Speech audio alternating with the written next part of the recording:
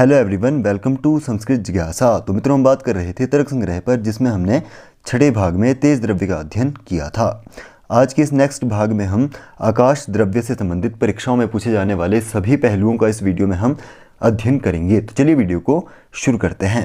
विद्यारंभं करिष्यामि सिद्धिर्भवतु मे सदा। तो तर्क संग्रह के अनुसार 9 द्रव्य हैं और 9 द्रव्यों में भी जो 5वां द्रव्य है वह आकाश नामक द्रव्य कहलाता है, जिसका लक्षण अन्नम भट्ट ने तर्क संग्रह में किया है शब्द गुणकम आकाशम। तो यहाँ पर 2 पद हैं, शब्द गुणकम और आकाशम। शब्द गुणकम यह लक्षण है और आकाशम यहाँ पर लक्ष्य है। या हम यह भी कह सकते हैं कि शब्द गुणकम यहाँ पर विशेषण है और आकाशम यहाँ पर विशेष्य है। तो विशेषण और विशेष्य या लक्ष्य और लक्षण दोनों के ही लिंग समान होते हैं, वचन भी समान होते हैं या विभक्ति भी समान होती है। उसी तरह यहाँ पर भी देखें तो आकाशम जो क्या है, यहाँ पर विशेष्य है या लक्ष्य है, तो उसका लिंग क्या है, नपुंसक लिंग है। तो उसी आधार पर जो इसका विशेषण है या जो इसका लक्षण है शब्द गुणकम, उसका भी लिंग नपुंसक लिंग में ही रखा गया है। और विशेषण है तो विशेषण में ज़्यादा से ज़्यादा हमारे शास्त्रों में देखा जाता है कि वह बहुव्रीहि समास में ही प्रयोग में होते हैं, जैसे कि पीतः अम्बरम यस्य सः पीताम्बरः, तो यह विष्णु का विशेषण है। उसी तरह यहाँ पर आकाश का विशेषण शब्द गुणकम है, तो यह भी किस में है, बहुव्रीहि समास में ही प्रयोग हुआ है, जिसका विग्रह होगा शब्दो गुणो यस्य तत् शब्द गुणकम, यानी कि शब्द गुण हो जिसका वह शब्द गुणकम कहलाएगा।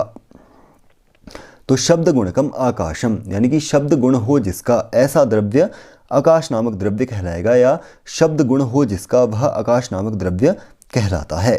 तो समवायेन शब्दवत्वम आकाशस्य लक्षणम, तो यदि हम आकाश के लक्षण को देखें शब्द गुणकम, तो शब्द गुण बहुव्रीहि समास में स्वार्थ के अर्थ में यहाँ पर कप प्रत्यय हुआ है, शब्द गुण कप प्रत्यय करके पकार का अनुबंध लोप हुआ है और शब्द गुणकम इस तरह से यहाँ पर रूप हुआ है। तो समवायेन नित्य संबंध के द्वारा शब्दवत्वम, शब्द वाला जो हो वह आकाश का लक्षण है इत्यर्थः, यह इसका अर्थ है। तो आकाशे शब्द एकैको विशेष गुण इति बोधनाय गुणपदम दत्तम। तो यहाँ पर एक प्रश्न उठता है कि बाकी जितने भी हमने लक्षण देखे उन सभी में भी गुण थे, जैसे कि गंधवती पृथ्वी तो 24 गुण है, 24 गुणों में यदि शब्द गुण है तो बाकी जगह पर भी गंध भी एक गुण है, तो वहाँ पर गंध गुणवती पृथ्वी ऐसा लक्षण नहीं किया गया है, परंतु यहाँ देखें तो यहाँ शब्द गुणकम, तो गुणकम शब्द यहाँ पर क्यों प्रयोग में लाया गया है, ऐसा एक संशय उठ जाता है। तो हमारे 24 गुण हैं, 24 गुणों में कुछ ऐसे गुण हैं जो विशेष गुण कहलाते हैं, 16 हैं जो विशेष गुण कहलाते हैं, और इसके इतर जितने भी बचते हैं वह सभी सामान्य गुण कहलाते हैं। तो 2 पद है, सामान्य और विशेष।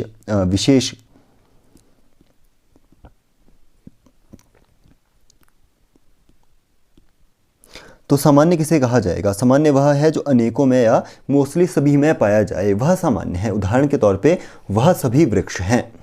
तो हम यदि वन को देखें तो वन में हम क्या कह देते हैं कि वह सभी वृक्ष है या वन में वृक्ष है, तो उन सभी में ही वृक्षत्व जाती है, वह सभी कॉमन हो जाता है। परंतु यदि हम कहें कि उन सभी वृक्षों में एक वह आम का वृक्ष है, तो वह क्या है, विशेष है।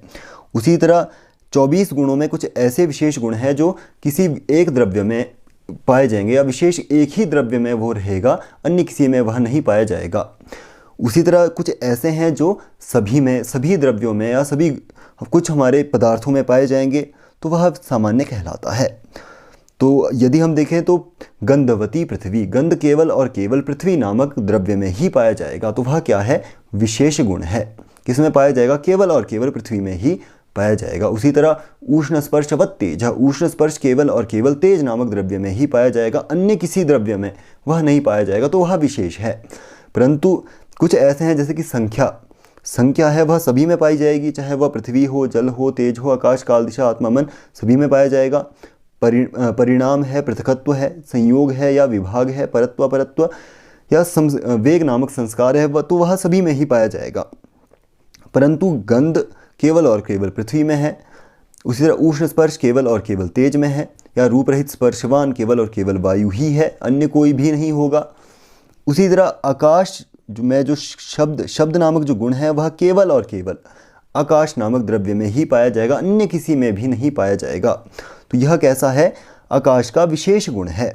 सामान्य गुण कौन कौन से हैं, तो वह संख्या है, परिणाम है, परिमाण है या परिणाम है, पृथकत्व है, संयोग है, वह सभी इसमें भी पाए जाएंगे। पृथ्वी में भी पाए जाएंगे, जल में भी पाए जाएंगे। तो कौन कौन से विशेष गुण हैं, तो देखना चाहिए 24 में से 16। जैसे कि यहाँ पर लिखा है बुद्ध्यादि षटकम स्पर्शांताः स्नेहः सांसिद्धिको द्रवः अदृष्ट भावना शब्दा अमी वैशेषिका गुणाः। तो बुद्ध्यादि षटकम स्पर्शांताः स्नेहः, बुद्ध्यादि षटक यानी कि रूप रस गंध स्पर्श स्नेह, तो यह सभी, और सांसिद्धिको द्रवः, द्रवत्व एक गुण है। द्रवत्व के भी दो भेद होते हैं, सांसिद्धिक और दूसरा है अनैमित्तिक। तो यह इसके दो भेद हैं। उन दोनों में से भी जो सांसिद्धिक नामक द्रवत्व गुण है वह विशेष गुण कहलाएगा। दूसरा अदृष्ट, अदृष्ट से यहाँ पर प्रयोजन है बुद्धि, सुख दुख, इच्छा द्वेष प्रयत्न धर्म अधर्म, यह सभी, और भावना। भावना से अर्थ है जो संस्कार है उसका एक भेद है भावना नामक संस्कार, तो भावना नामक संस्कार भी विशेष गुण है। दूसरा शब्द, शब्द नामक का जो गुण है वह भी विशेष गुण है, जो किस में पाया जाएगा, केवल और केवल आकाश नामक द्रव्य में ही पाया जाएगा, अन्य किसी में नहीं पाया जाएगा। तो अमी वैशेषिका गुणः, तो यह कैसे हैं, वैशेषिक दर्शन के विशेष गुण कहलाते हैं। इसके इतर जो है जैसे कि संख्या है, परिणाम है, या पृथकत्व है, संयोग है, विभाग है, परत्व अपरत्व है, या अनैमित्तिक द्रवत्व है, या वेग नामक संस्कार है, तो यह सामान्य है, सभी में पाए जाएंगे। उसी तरह जो शब्द है वह केवल और केवल आकाश गुण में ही पाया जाएगा। उस आधार पर यहाँ पर शब्द गुणकम, इस शब्द का यहाँ पर प्रयोग किया गया है। अतः आकाशे शब्द इति विशेषो गुणो वर्तते इति बोध्यम, तो आकाश में शब्द नामक विशेष गुण पाया जाता है। इसी आधार पर यहाँ पर शब्द गुणकम, इस शब्द का प्रयोग ग्रंथकार ने यहाँ पर किया है। तो शब्द नामक का जो गुण है वह किस में पाया जाएगा, केवल और केवल आकाश नामक द्रव्य में ही पाया जाएगा। ना वह पृथ्वी में रहेगा, ना वह जल में रहेगा, ना तेज में, इनमें ही रहेगा।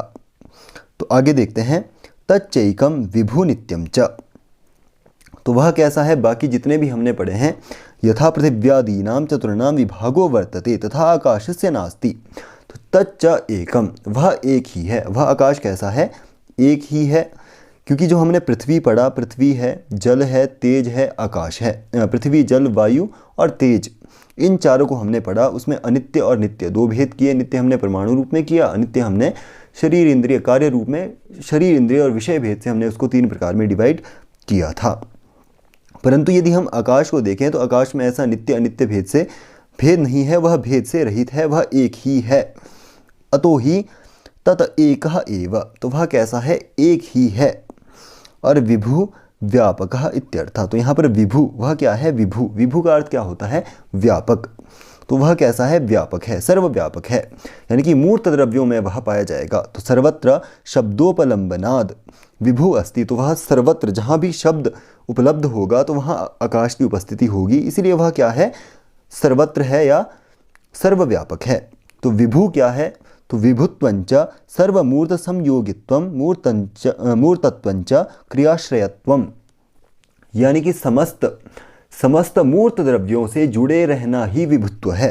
तो विभुत्व क्या है, सभी मूर्त द्रव्यों में जुड़े रहना, वह क्या है, विभुत्व है। तो अब प्रश्न उठता है कि मूर्त क्या है, क्योंकि कहा गया कि सभी मूर्त द्रव्यों से जुड़े रहना। तो मूर्त का लक्षण क्या है, मूर्तत्वंच क्रियाश्रयत्वम, जो क्रिया का आश्रय हो, यह क्रियायाः आश्रयो भवति सः मूर्तः, जो क्रिया का आश्रय हो वह मूर्त द्रव्य कहलाते हैं।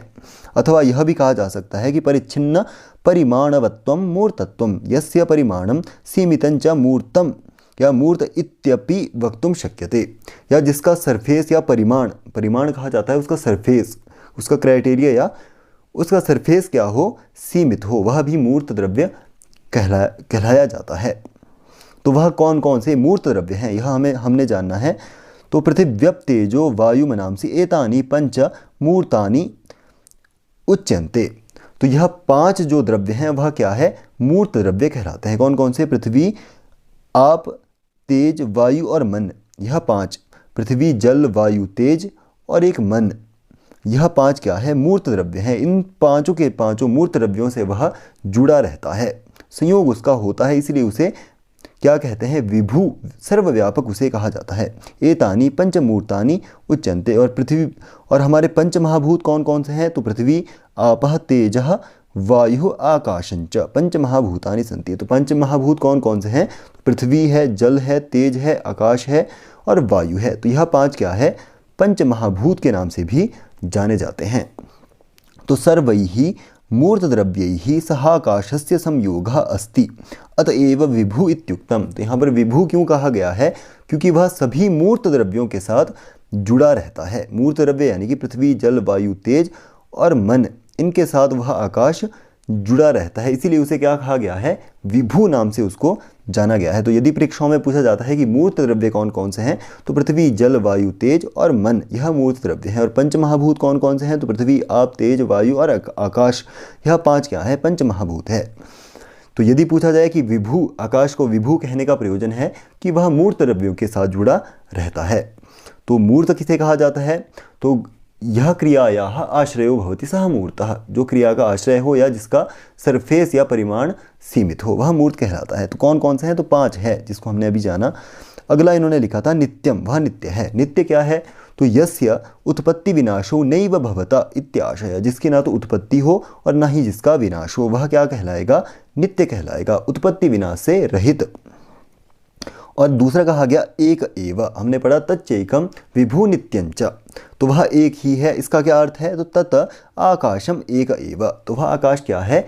एक ही है, संख्या में वह एक ही है, अन्य उसके कोई भी भेद नहीं होते। जो एक ही है उसमें भेद भी दर्शाया नहीं जा सकता, और जो एक ही है उसमें संबंध भी नहीं दर्शाया जा सकता। तो संबंध किसमें दर्शाया जाता है? कोई 2 होंगे तभी उसमें कोई संबंध हम दर्शा सकते हैं, या भेद भी हम यदि 2 होंगे तो उसमें ही भेद दर्शाया जा सकता है। तो वह क्या है? भेद से रहित है, एकमात्र है। यद्यपि उपाधि भेदेन घटाकाश मठाकाशादि भेदा दृश्यन्ते तथापि नैव वास्तविको भेदः।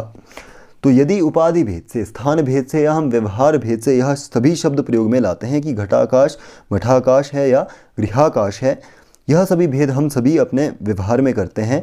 तथापि नैव वास्तविको भेदः, तथापि वह वास्तविक भेद नहीं है, केवल और केवल उपाधि भेद से वह सभी उनमें भेद आते हैं। उपाधि भेद क्या है? तो इससे पहले मैं चर्चा कर चुका हूँ। उपाधि भेद कहा जाता है स्थान भेद से, स्थान या व्यवहार भेद से, तो वह क्या है? उपाधि भेद।